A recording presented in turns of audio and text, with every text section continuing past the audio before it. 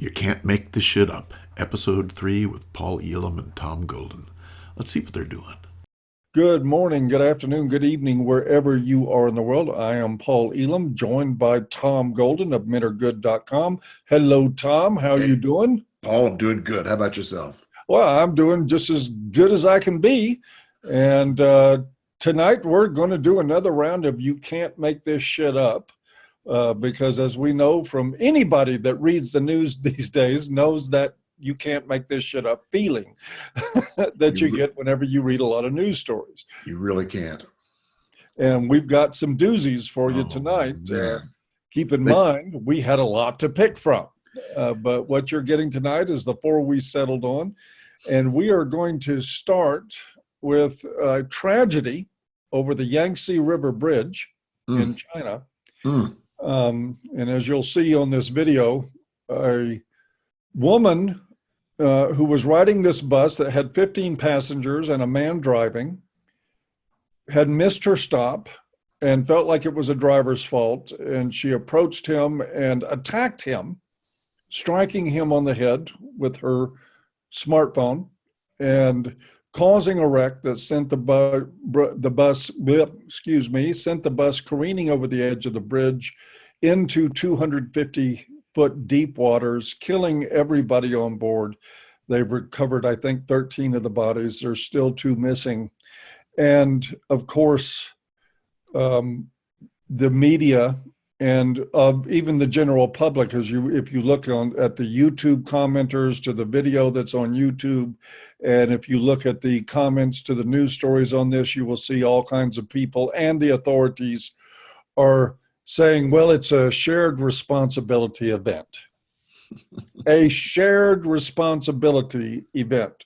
A woman attacks a man physically who is driving a bus on a bridge with 15 people on board.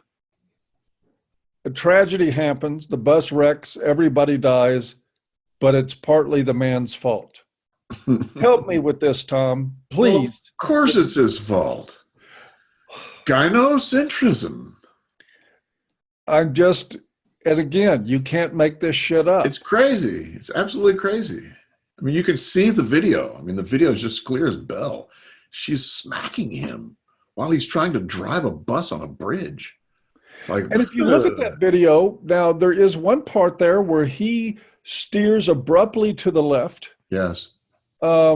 Putting him in the lane of oncoming traffic. And this is what some people are saying, that was his responsibility, that they said it almost appeared like he was trying to cause the accident.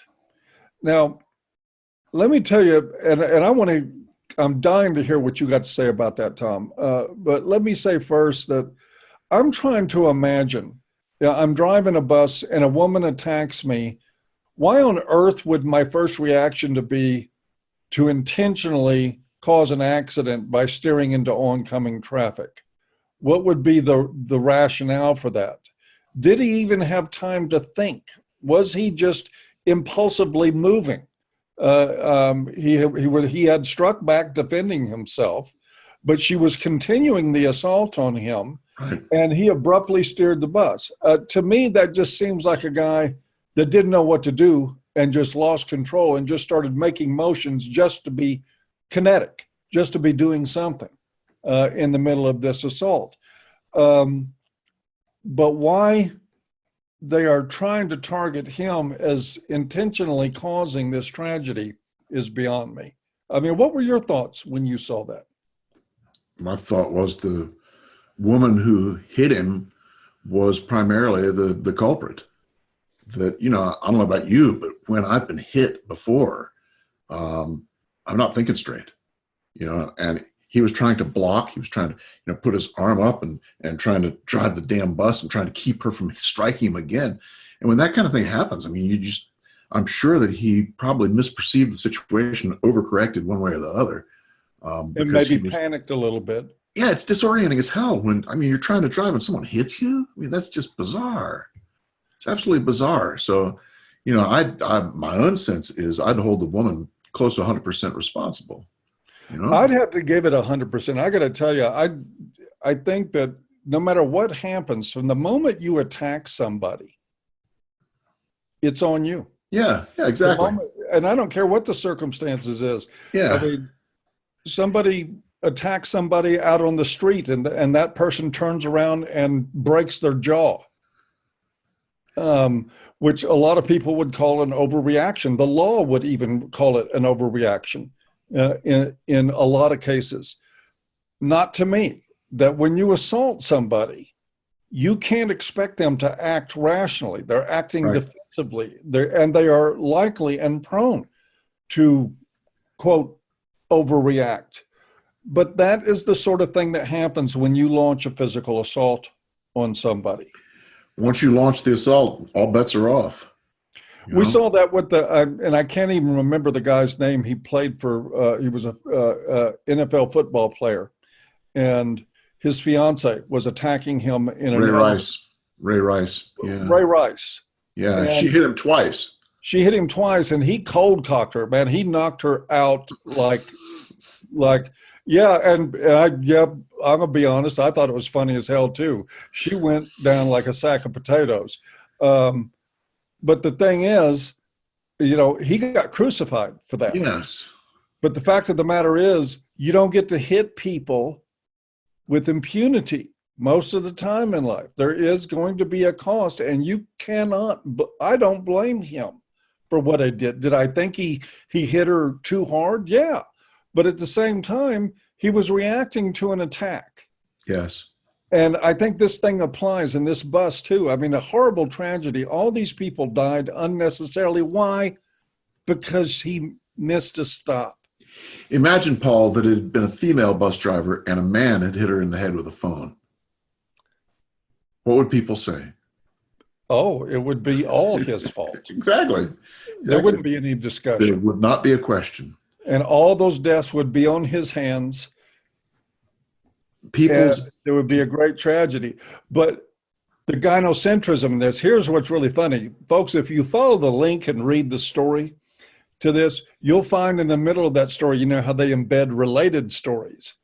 Well, guess what the related story is on this one? It's about misogyny online in China over women drivers. Oh, God. This is their related story. And so, okay, 15 people are dead at the hands of a woman who had physically attacked a bus driver while he was driving the bus. 15 people ended up dead. But the real problem we need to take out of this story, the very next thing we need to look at, is people making comments about women drivers on Chinese social media. Yep. Crazy. You can't make this shit up. You really cannot. It's also important to know that the reason he didn't let her off was because the route had been changed due to road work. So there was a reason that she missed that stop. It wasn't because he did something. That whole route had changed, and she just didn't realize it. Well, Tom, you're not suggesting that he has a valid excuse to not give that woman what she wanted. Well, he said she wanted off the bus. How could I even dream of that, Paul? Wasn't it on him to make that happen for her? And you know what? Nobody on the bus got up to help her. They probably all deserve to die. Oh, God. That was what you call a joke, folks. It probably wasn't poor taste, but I don't think it's in any more poor taste than speculating about how this bus driver is at fault for this accident. And it's certainly not in anywhere near poor taste as thinking that the natural follow-up to this story is to read about bad comments about female drivers on Chinese social media. So get mad at me if you want to. I'm just trying to fit in this world. Crazy. Crazy. Can't make this shit up. So what's next, Tom? Well, man, more crazy piled on more crazy. Cornell University teams up with, how does it read? Planned Parenthood to fight masculinity in boys as young as 12. To fight masculinity? That's what the title said. That's what the title said. But now it's $1.8 million funding from the CDC to Cornell to run these groups for 12 to 14-year-old boys, and they're going to teach them how to be good men. They're going to teach them not to be toxic. Oh, I'm sure. Don't you be toxic. You've got to teach those boys, Paul. And, I read this article and then went and read some of the related research. And what came out was that what they're really going for is they're trying to stop sexual assault.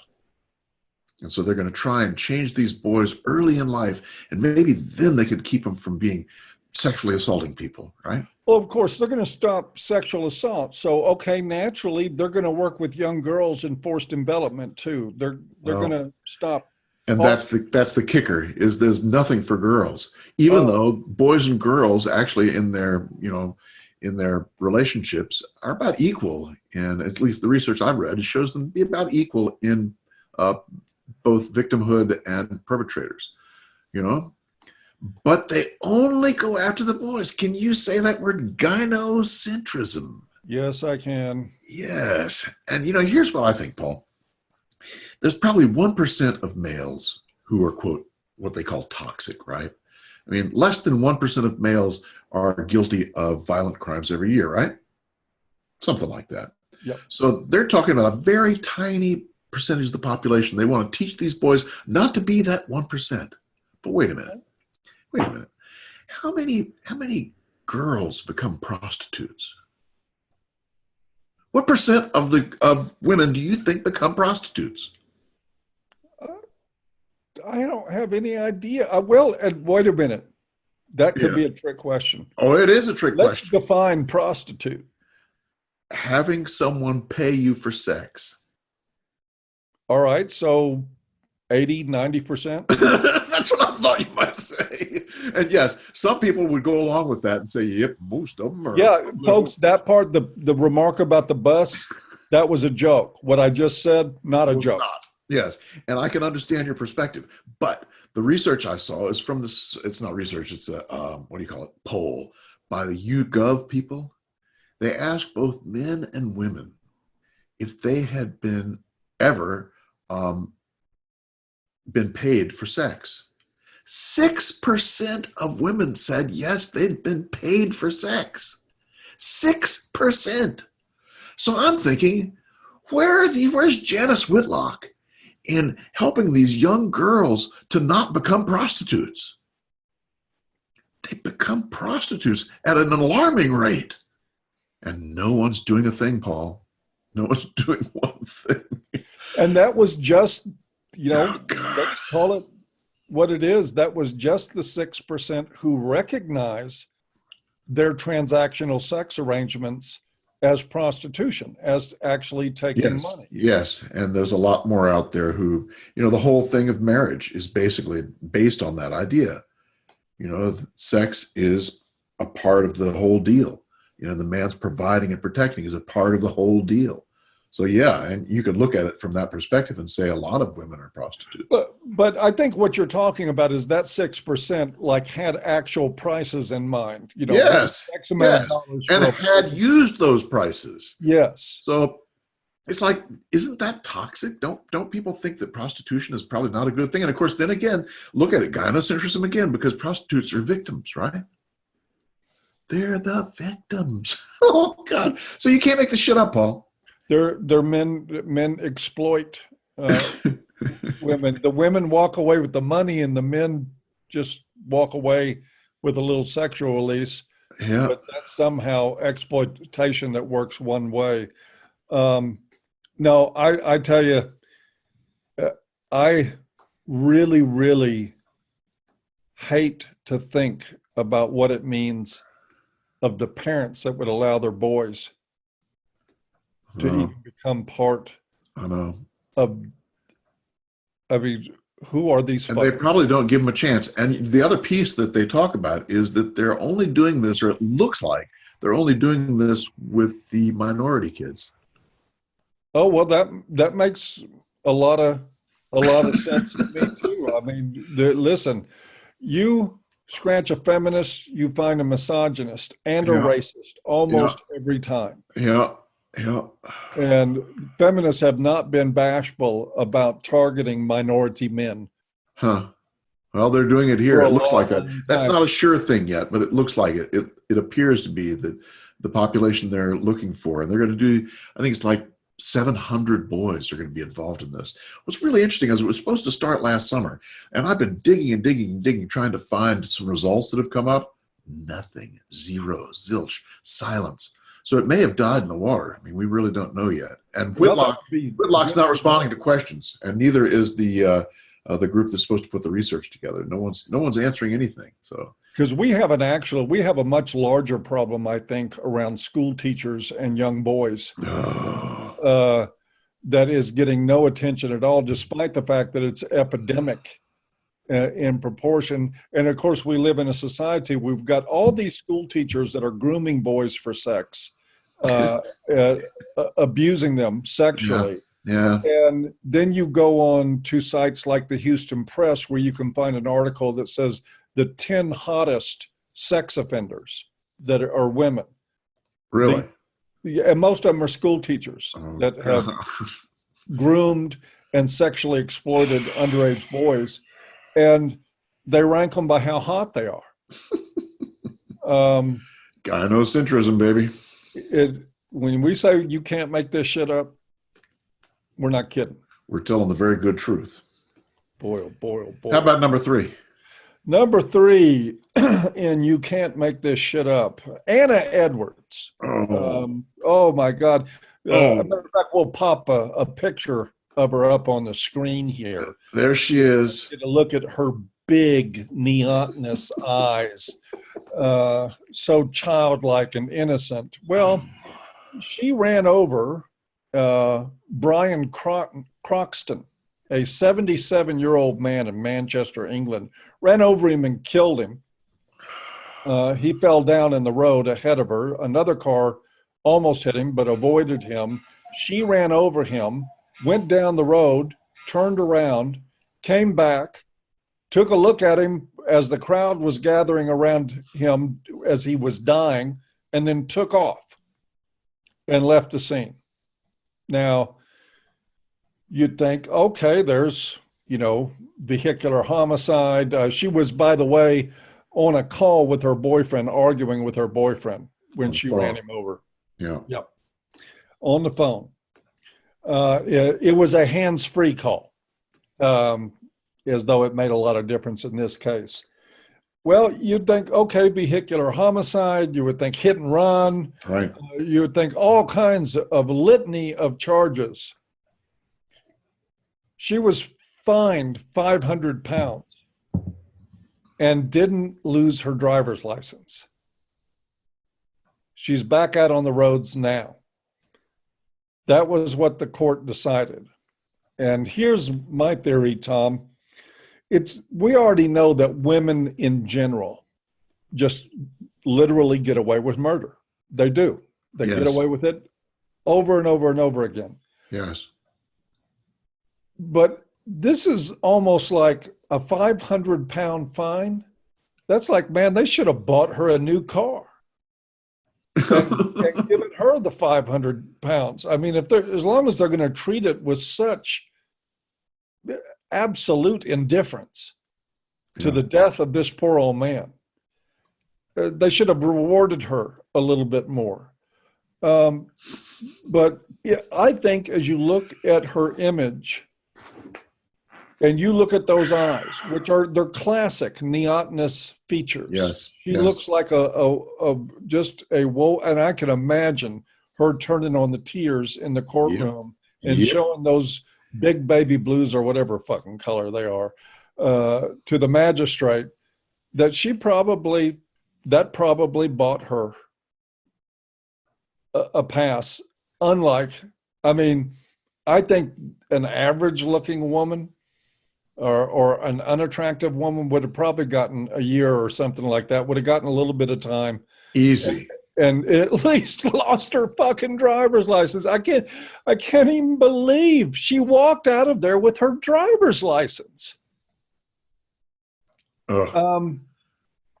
What Once got, again, folks, we say you can't make this shit up. I defy you to make up stories that are as horrible as this. what got me, Paul, was in the courtroom as the trial's going on. And I think it was probably after the sentence was read.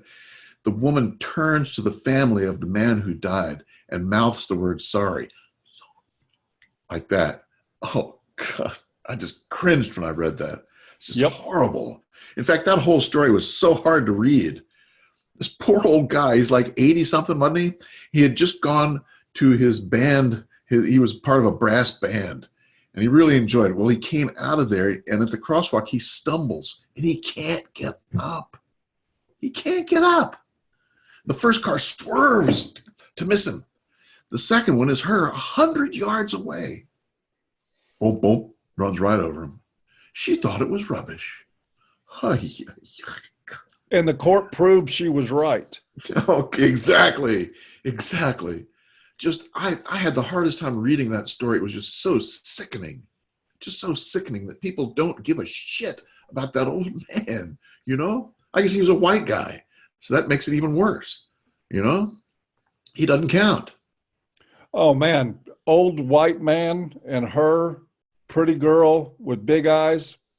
Justice never had a chance. Really, exactly right. Exactly right. Just Bless as his heart. disgusting. Just disgusting. Pretty bad. Can't make this shit up. Well, at any rate, folks, it's linked below if you want to read about it. In all its glory. I'll warn you, though, this is a tough one to read, man. This is a tough one to read. It's just so sad. Oh, poor guy stumbled. It's like, damn. Oh, well. Stumbled in front of the wrong bitch. Yeah, no kidding. You want to do the last one? Let's do it. All right. The last one. You know, we usually try and end on a positive note. Unfortunately, tonight, Can't make that shit up. we don't have a freaking positive story. This is one more crazy freaking story. And it's a story about a research study on men going with their wives/girlfriends to an abortion clinic to have the abortion.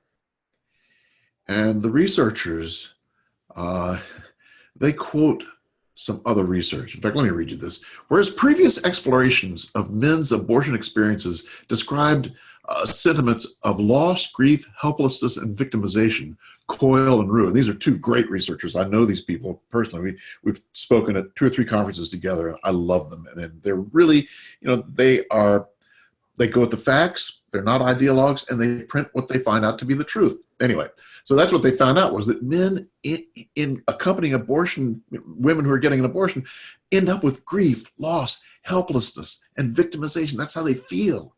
So this researcher comes along, and of course it's published in the Journal of Men and Masculinities, Paul. Do you know which one that is? Kimmel. It's Michael Kimmel's journal. Yes, oh, good. He's the chief editor, and I guess he's still the chief editor and pervert. Even though maybe he's got Me Too'd a little bit, eh? Yeah, he got Me Too'd. I tell you what, it looked good on him too. Anyway, yes, it will. These researchers, and we'll use the term loosely, looked at these guys, and think about it. These guys accompanying their wives, girlfriends for an abortion are completely marginalized. They've got nothing. The woman's going to decide whatever she wants, and he has absolutely zero say in anything, right? His natural child... He better be there to support whatever she does. His natural child is being aborted. I mean, I've had men come to me who've been upset because they've been through this experience where they've tried to talk their wife into not getting the abortion. And what happens? The wife says, oh, no, I'm doing this. So he's got to put up with this. I mean, this is really very, very difficult place to be. But these guys...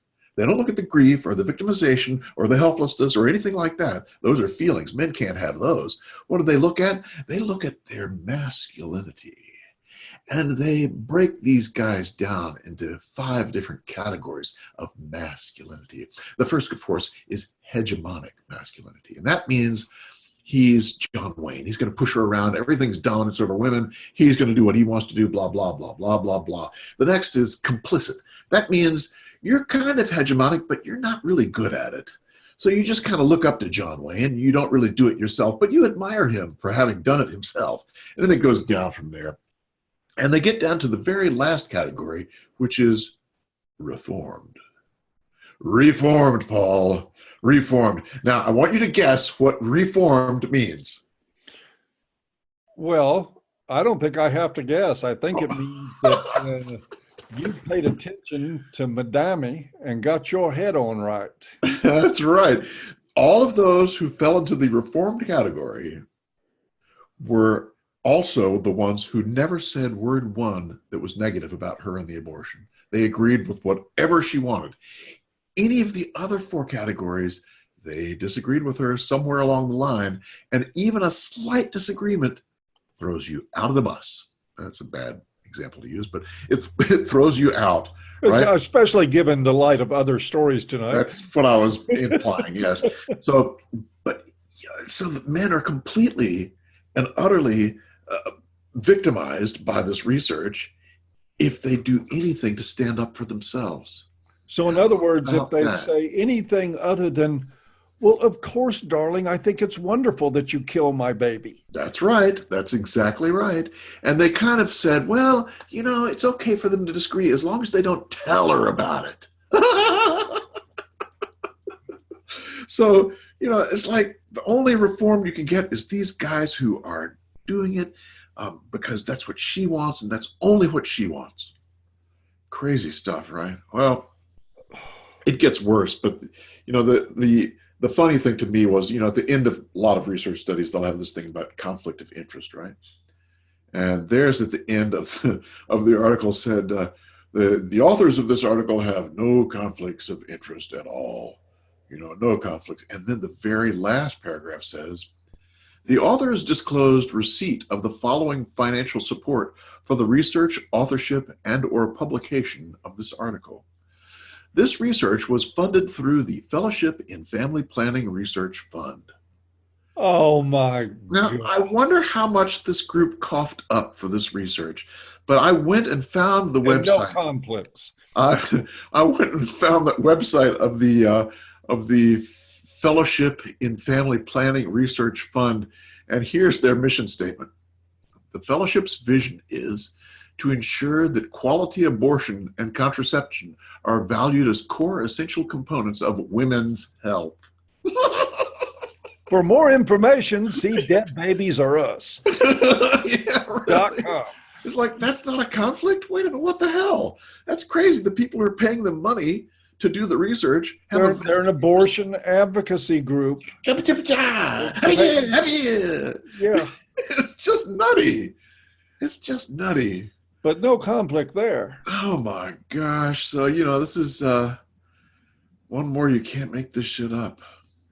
And I mean, how could they take men who are vulnerable like that and turn them into something bad? It's like, oh my. And they will use that in the days leading up to the abortion decision. I guarantee you, they will use that to make sure that the men in those situations keep their mouths shut. Yeah, that's the point. They will absolutely use it to shame those men into silence. And yep, I agree. Yeah, you're right. There was no positive story this time. We struck out, but damn, that was a lot of shit you can't make up. Well, well, wait a minute, hold it. I do have a positive spin. What's that? And believe it or not, it's on the bus story. Okay, good. What's that? There is a positive spin. What they find in China is that feminists are often given a hard time and even arrested by police. Really? And there's my positive note for the night. Huh. How about that? I'll sleep on that one tonight. And I'll bet you anything the Chinese look west at what's happened in our governance and in our societies in the West, and they're saying, no fucking way. They think we're crazy. They got to think we're crazy. And so they're arresting feminists and hassling them.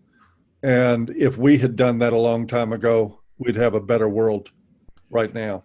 Well, if we just held them to the truth instead of believing the lies they tell, you know. I don't know, Tom. You can telling a feminist something is like leading a horse to water. You can present them with truth all day long. They don't care about the truth. I would rather honestly see some of their abuses criminalized. Yes, absolutely. Absolutely. And handled through law enforcement and the criminal justice system. And it would be great to see some compassion for men from everybody, you know? Yes, it would. That I would really look forward to seeing, although I'm not expecting it anytime soon. No, well, I tell you what, we got compassion for men. There you go. And why? Because there's something about men that I think you're well aware of. What's that? Men are good. Hey, you'll beat him into it. Men are good, as are you, bitches. So good to see you all. Men are good, and we'll see you next time, eh? Take care, folks. Bye-bye. Very good. We'll see you. Let's see if I can turn the thing off. Man, I tried to lead you into saying it. I know, you did it just perfect, Paul. We'll see you. So here's one more positive note to end on. Men are good. We all want more time with our dads, brothers, partners, friends, and our sons. Time for more conversations, more catch-ups, more of what life's all about. Now is our time to make it happen. Together, we can stop men dying too young by tackling the big issues: prostate cancer, testicular cancer, mental health, suicide. It's time to act. Sign up or donate at Movember.com to help change the face of men's health.